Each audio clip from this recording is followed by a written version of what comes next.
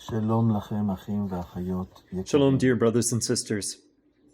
I I want to share with you today from Exodus chapter 12. This is the commandment in Exodus 12 concerning the Feast of Unleavened Bread. And I want to read from verse 15 to verse 20. Exodus 12, 15 to 20. 7 days you shall eat unleavened bread, but on the first day you shall remove leaven from your houses. For whoever eats anything leavened from the first day until the seventh day, that person shall be cut off from Israel. On the first day you shall have a holy assembly, and another holy assembly on the seventh day. No work at all shall be done on them, except what must be eaten by every person. That alone may be prepared by you. You shall also observe the feast of unleavened bread, for on this very day I brought your hosts out of the land of Egypt. Therefore you shall observe this day throughout your generations as a permanent ordinance. In the first month, on the 14th of the month at the evening, you shall eat unleavened bread, until the 21st day of the month at evening. 7 days there shall be no leaven found in your houses. For whoever eats what is leavened, that person shall be cut off from the congregation of Israel, whether he is an alien or a native of the land. You shall not eat anything leavened. In all your dwellings you shall eat unleavened bread.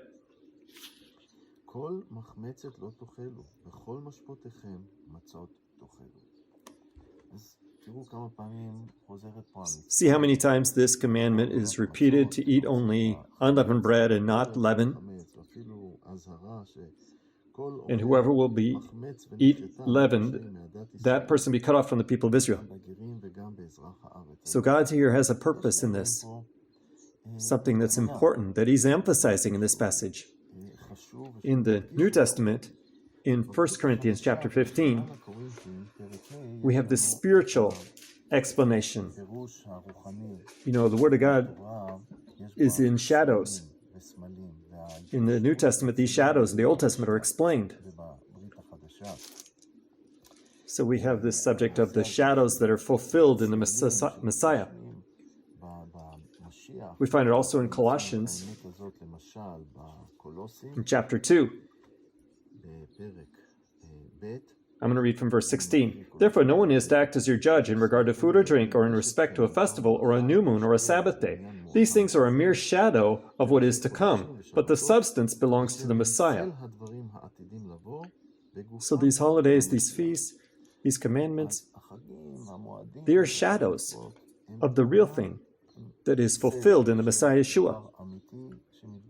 So what is the meaning, this spiritual meaning of this leaven that we're called to burn out of our homes?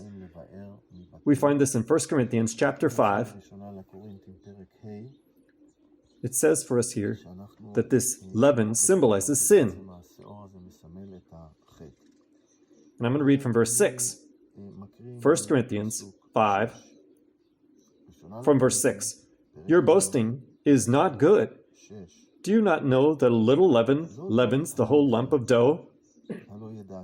Clean out the old leaven, so that you may be a new lump, just as you are, in fact, unleavened. For the Messiah, our Passover, has also been sacrificed.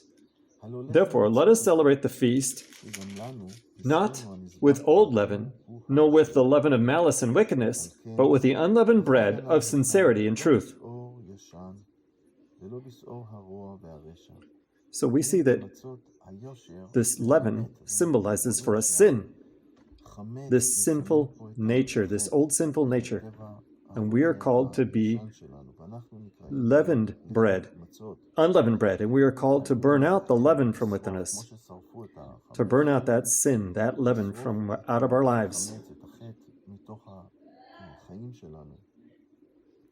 And we also read the continuation of the passage from verse 9 to 13. Paul calls us, I wrote to you in my letter not to associate with immoral people. I did not mean all with the immoral people of this world, or with the covetous or swindlers, or with idolaters, for then you would have to go out of the world. But actually I wrote to you not to associate with any so-called brother, if he is an immoral person, or covetous, or an idolater, or a reviler, or a drunkard, or a swindler, not even to eat with such a one. No social fellowship. For what do I have to do with judging outsiders? Do you not judge those who are within the Kehillah? But those who are outside, God judges. Remove the wicked man from among yourselves. So we're called to burn out the wicked from among us. And we've had to do this even in our congregation more than once in the past. But even more than this, each one of us personally in our own lives. Dear brothers and sisters, we see the period that we live in now. And we understand that these are signs of the end times. Time is short. And we want to wake up. And want to take these things seriously. And to use this thing that's shaking, this earthquake, this financial, and this things that's going on here in the world today, in order to wake up and to take things seriously and to test ourselves and to be changed. Not only to test ourselves, not only to ask forgiveness, but also by the grace of God to have the fear of God in our lives and to be changed and to apply the things that we need to apply into our lives. We need to read in His Word. If parents, we need to show our responsibility towards our kids, to have grace towards one another. Husband with a wife. Do you love your wife? Wife, do you respect your husband? Children towards parents. Children, do you listen to your parents? Or do they need to say everything 5 times until it's done? I hope that God will give us ears to hear, spiritual eyes to see, with a soft heart that stops being stubborn, that hears and takes it deeply inside. Our God is a God full of grace and mercy, but do we turn to Him? Are we genuine with Him? Do we ask forgiveness? Really call out to Him, help us. Yes, this is the time. This is the time to wake up. I had a conversation with a young man who got away from, through over years, he got away. And with tears, and he called me, and I was able to encourage him. And he said, God does not reject a humble heart. God forgives, and He's full of mercy. So we all want to take this to our attention.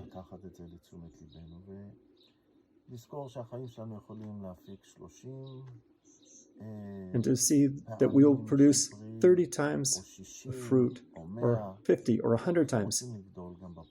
Let's not be satisfied to be in 0 when we fall away from evil only, but let's go forward. Let's go forward. God, use my life. Use my life for your glory, Lord, so that I can be light and salt. I want you, God. I need you, God. I need you, Holy Lord. And to go forward in joy, in the joy that He gives us, in the peace that He gives us, because He loves us, because He heals us. I want to encourage you with these words. And also, after the Feast of Unleavened Bread, this process may continue. So we're in this coronavirus. God is allowing it. He brought it to the world. We want to pay attention and use this for good. So thank you. And may the Lord bless you. Shalom.